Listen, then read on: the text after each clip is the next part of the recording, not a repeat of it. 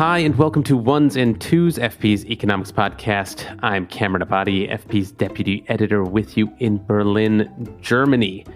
Unlike every other week, I am not joined by Adam Tooze. We are taking the week off. It's Thanksgiving. Rather than leave you empty-handed, we thought we would replay one of our earlier episodes on the economics of Thanksgiving. This is from 2022. But it still holds up, and it also includes a couple things that Adam and I were thankful for that year. Those have proven to be both dated in one sense, but also timeless in another sense, or at least still relevant. Adam talked about Elon Musk's purchase of Twitter. I talked about the New York Jets and their awful season in the NFL. You can stick around to hear just how relevant both those still are.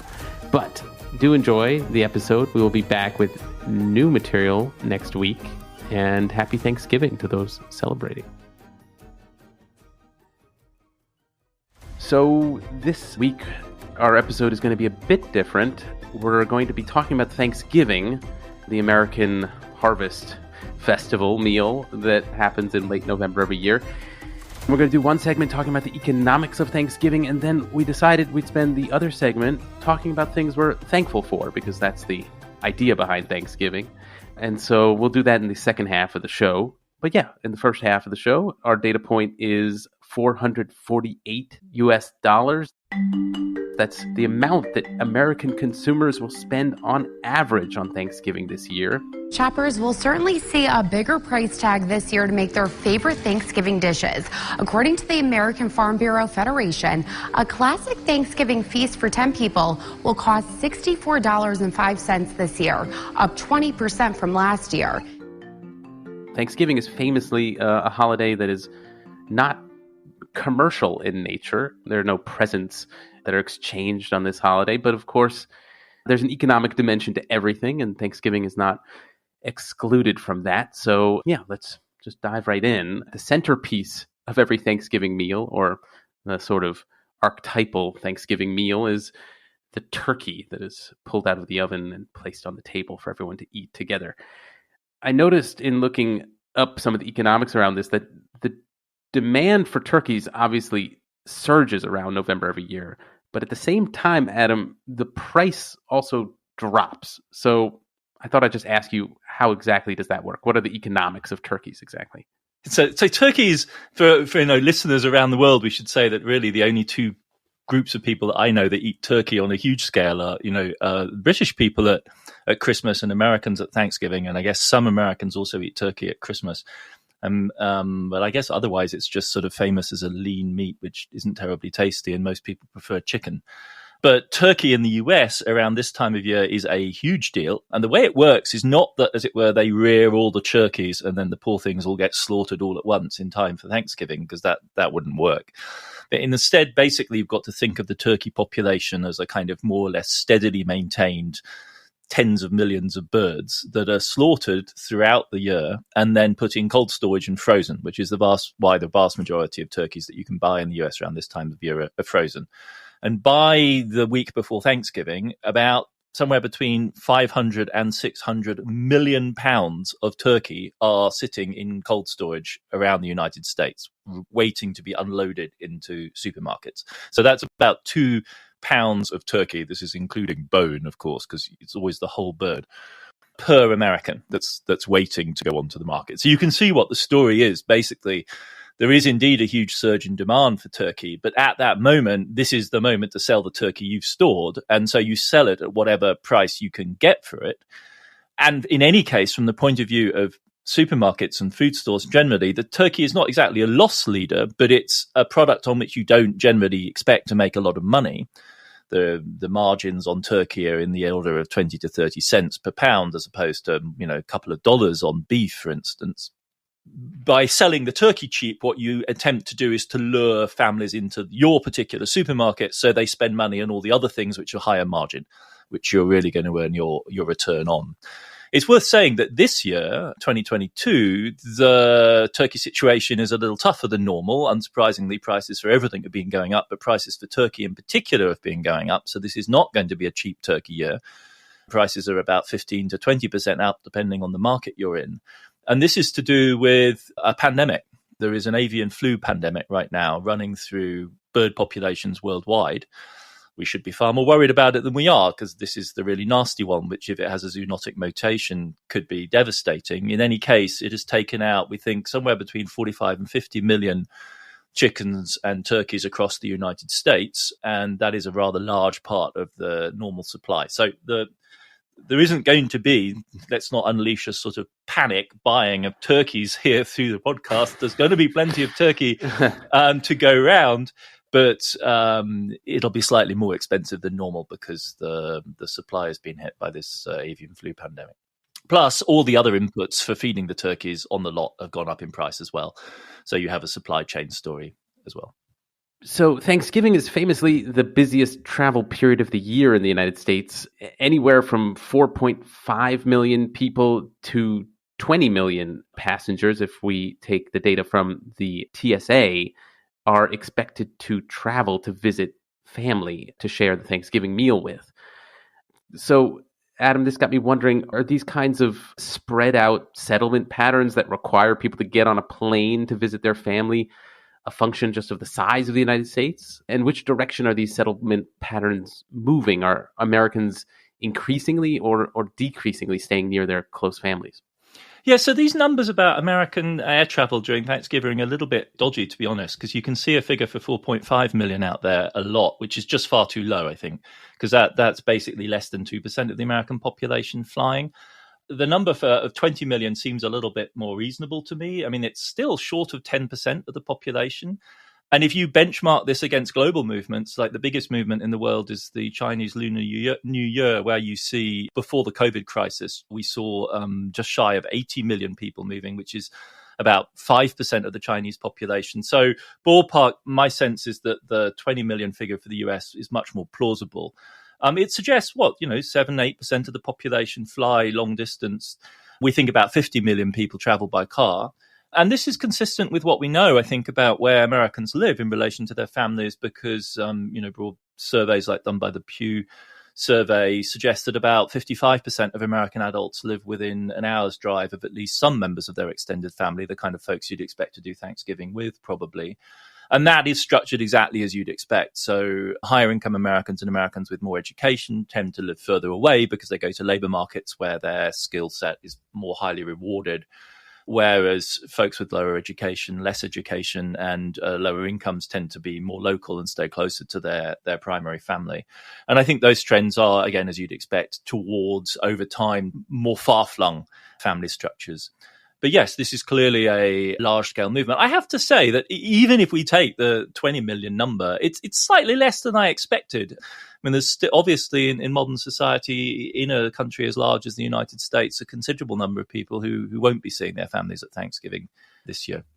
Okay, that sounds like it's potentially the data suggests that people just don't like their families as much as they might claim or might think. Just can't stand the stress around the turkey, most likely. Yeah, tell me about it. So anyone who grows up in the United States learns that the origins of Thanksgiving trace back to this mythic meal that was shared between the Pilgrims and the Native Americans in the colony of New Plymouth. I was curious, Adam, how we should think about this mythic meal in a more historical context. I mean, was this sharing of a mutual bounty of a harvest like American kids are taught, or is this better thought of as a kind of breaking of bread before an extended bid for colonialism across the continent? I mean, maybe another way of asking this is just how exclusionary is the Thanksgiving holiday?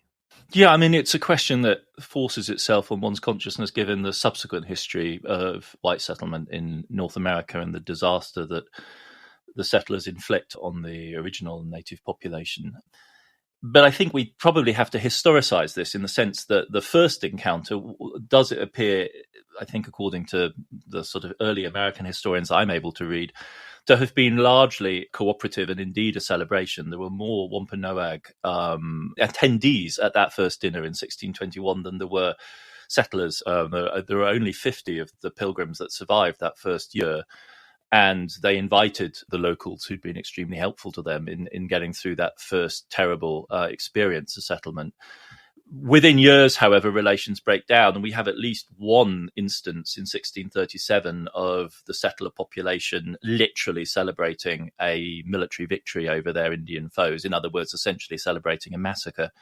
It's worth saying, though, that the modern institution of Thanksgiving, and this also, I think, gives it its peculiar coloration as an unambiguous sort of celebration of American migration and immigration, really, dates to the 19th century.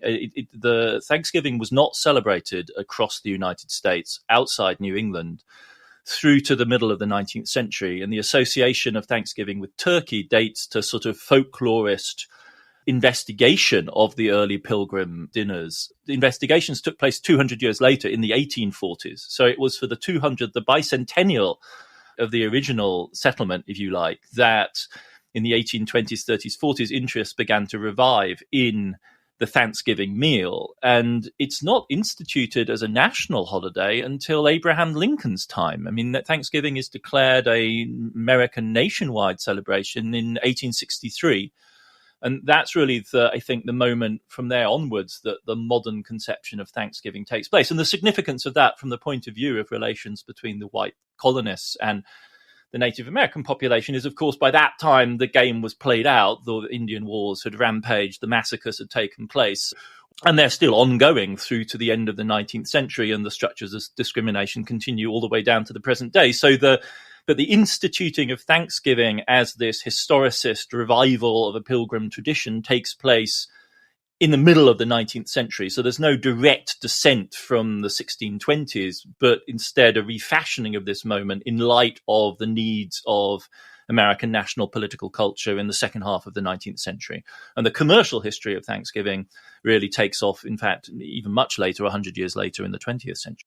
So I guess just to finish off, the day after Thanksgiving is famously the busiest shopping day of the year. They call it Black Friday in the United States, and I gather that the name has also even now been adopted abroad as a day for shopping. So, yeah, what is the origin of Black Friday exactly, and what is its significance for the U.S. economy specifically? Well, it seems that the way this works, and I speak very much as an outsider to this tradition, but basically, the idea is the day after Thanksgiving initiates the pre-Christmas shopping season. So that's really the deal. So from the early 20th century onwards, across many North American towns, including in Canada, you see local department stores sponsoring parades. So the most famous one is in New York, the Macy's Thanksgiving Parade. And as the final float on many of these parades, you would have Father Christmas arriving to announce, now, dear children, we are, you can legitimately begin harassing your parents about the Christmas gifts that you're going to get, and you can start, begging to have the Christmas tree put up, and so on and so forth. And so that then, as it were, created the occasion for marketing, and as it were, a grand opening to the Christmas shopping season.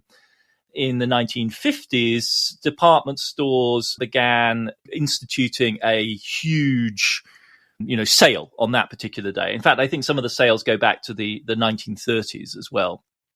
And then it was apparently the local police department in Philadelphia that named that day Black Friday because of the chaos that would ensue. It's not, I think, until the 1980s that Black Friday sales go truly nationwide and become the institution that they are today. That's the moment where you really begin to see sales across the country.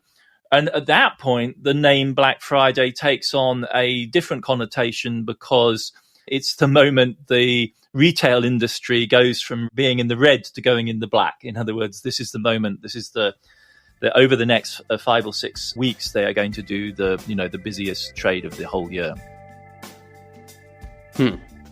Okay, well, we'll leave it there for now and come back to talk about things that we're thankful for this year.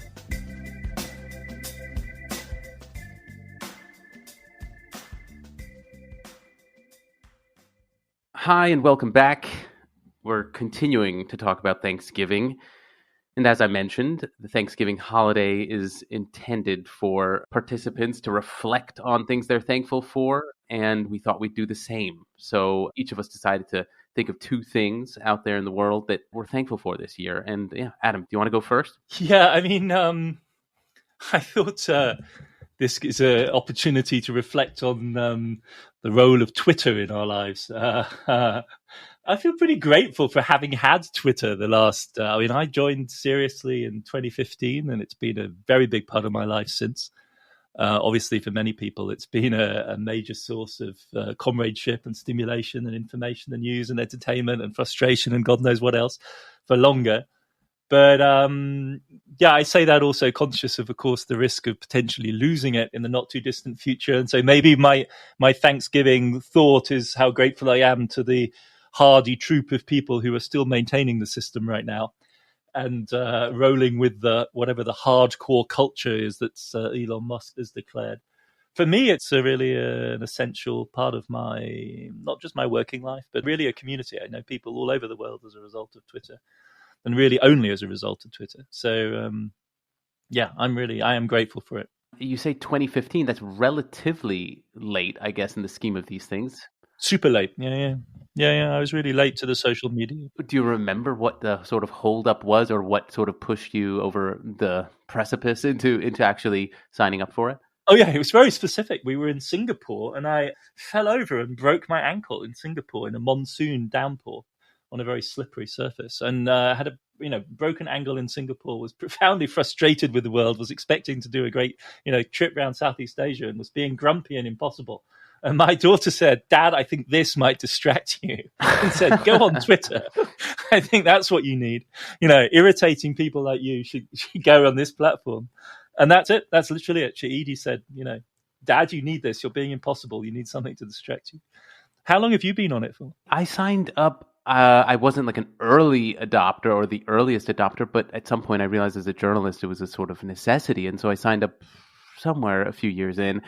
And I'm not nearly as prolific as you. I'm a lurker. I'm one of these folks who follow others and learn things that way. But for whatever reason, I've never been able to close that gap between sort of my online life and my actual personality. Like, I don't know how to actually find a way to express myself quite naturally on there. No, I'm not sure I close it. I think my daughter's thesis was I might be, I don't know, either it would be a taming device. De facto for me, I think my best self shows up on Twitter. Anyway, enough of me. What's your first grateful item? What are you grateful for? I was going to say the mediocrity of the New York Jets, the football team, the American football team this year. They started really well, didn't they? They had a great start to the season. Well, that's right. That's right. Though they had this terrible, awful loss to their main rival, the New England Patriots. I think even Patriots fans would scoff at them, Jets fans, saying they're a rival because the Jets have been so bad for so long. And in some weird way, this was a relief because it's sort of, I felt like I don't have to get my hopes up for a more torturous letdown later on in the season. And that to me is sort of my psychology as a Jets fan my whole life. I've been following this team that has been terrible, and that I no longer want them to do well because I only think that they're going to sort of figure out a way to screw it up. So I don't know. I was hoping you could clarify why. It's literally, so you feel grateful that they've actually now reverted to the mean of Jets terribleness. That's actually kind of a relief. No. To clarify, I don't want them to be, I guess I don't want them to be catastrophically bad. That itself is somehow dispiriting, but I actually prefer them to be mediocre. Like, don't raise your head up too high above that. And then we don't have to pretend things are going to go well. Or better than that. So you don't want your heart broken, basically. Precisely. And I wonder what sort of damaged psychology I'm expressing here. Because I why would I not walk away at this point from this thing? And I realize that's a kind of economic question, I guess. I mean... Yeah, we should get to this. This is a behavioral economics question, isn't it? There's something here about avoiding... And in fact, in light of the World Cup and being English, perhaps we have a future segment here, which is how do you survive life when you are forced to identify with mediocrity and the very high probability of failure. Because my understanding is there's this, economic thesis about sunk cost fallacies. Like you're supposed to walk away from something when you know it's a loss. Like it's a kind of mental mistake not to. And so I don't really know what this fandom that I've somehow embraced is at all, but did you get it from your parents? Oh, no. From the schoolyard. You'd like to know the origins. I mean, it's so silly. It's this, I don't want to be too melodramatic, but this kind of like cross that I bear in life traces back to second grade. I think their quarterback was someone by the name of Boomer Esiason, and I just like that name, Boomer. Oh, yeah, Boomer. Yeah, yeah, excellent. Oh my God, that's a 7-year-old on Long Island. His name was Boomer, and then I went to the local Staples, office store, and he was signing autographs, and I got his autograph. His jersey's still in my closet here in Berlin. It was signed by him from second grade. Anyway, because of that, here I am today. Yeah, exactly. If I knew then, if you told me then, I'm signing up for in exchange for that autograph, I would obviously reverse that. But I don't know. But we have to go deeper on this. We're gonna go deeper on this. We're gonna do a thing on the economics of doomed fandom for sure. Yeah. And anyway, Adam, you're up. What else are you thankful for? Another big one. I'm in England. I'm seeing my family. And I can only do this because the pandemic has been tamed, and I am profoundly grateful for that. I mean, I have to say, my dad died during the pandemic, and not of the pandemic, but during it, and he never saw the end of lockdown really. And my mum is doing well and fine, and we're out and about and enjoying life in London. And I'm traveling around like a madman, and I would not be able to do any of this without the vaccines. And so, I'm up to my 5th now, and it's a miracle. It's absolutely extraordinary. So that I think I continue, and every dinner you go to, every gathering you have with friends is enabled by this. We've never had. I think it's always been something to celebrate being with friends, but actually knowing firsthand what it means to not be able to be with anyone that you care about, really, other than the people that you happen to be what we podded with or whatever. It's really a dramatic experience. Yeah, I mean, my feeling is also there's been like a compensatory kind of release, precisely this feeling you're describing, the kind of isolation for so long has made one realize how important these kinds of contacts are, and one seeks them out even more. Speaking of which, that's your final sense of gratitude comes from that, doesn't it? That corner. Yeah, well, I suppose similarly. I think this was, so I was also telling Adam right before we started recording that this week I'm hosting a number of friends who are flying in to Berlin. My birthday actually has always been close to Thanksgiving, and I'm turning 40 this year. And I'm genuinely thankful that friends from different walks of life, from different periods of life, are going to be coming here and spending a few days here. I mean, on one hand, this comes with some stresses. I'm now the host for Thanksgiving and find myself trying to figure out how to prepare that much food for what's going to turn out to be 16 people who are staying here. 16 people? Yeah, I'm every in your apartment. We found neighbors who are away, so one family is staying in with neighbors, but I literally have my two oldest friends are literally sleeping in the basement, and then otherwise I'm sort of cramming people to every corner of my apartment. And I'm thankful for it. I'm thankful for that, actually. I really mean that. Of course, there's stress and there's money and all this stuff is involved. But yeah, it struck me, what else is it worthwhile spending money on than close relationships? And I don't know if there's sort of studies that suggest that's a rational way to think about it, but that's how it feels, certainly. There are, absolutely, right? There's that big Harvard longitudinal study where they look at a cohort of Harvard graduates, and there's nothing that predicts longevity and good health better than the intensity of personal relationships. Okay, that's what I'll tell them when I stick them in the basement. I'll tell them it's good for you. Where did I read this? I read this on Twitter.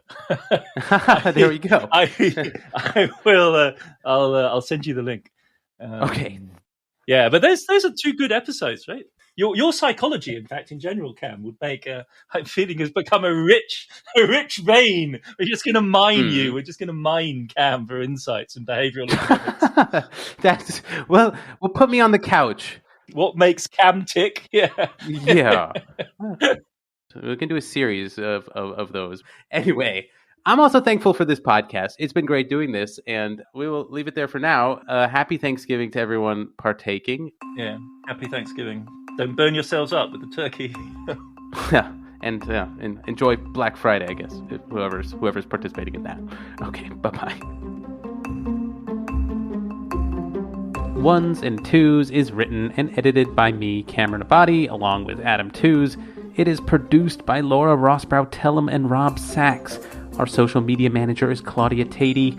The executive editor of FP Podcasts is Dan Efron. This show is made possible through the support of foreign policy readers. If you're interested not just in Adam Tooze, but news and analysis from around the world, consider subscribing. Ones and Tooze listeners even get a 15% discount. Just go to foreignpolicy.com/subscribe and use the promo code TOOZE at checkout. That is TOOZE. And listeners, as always, we love hearing your feedback. You can send us voice messages on the Ones and Tooze homepage on foreignpolicy.com, or you can email us, podcasts@foreignpolicy.com, or tweet us. That's at Ones and Tooze Pod. Thanks very much for listening, and we will see you back in your feed next week.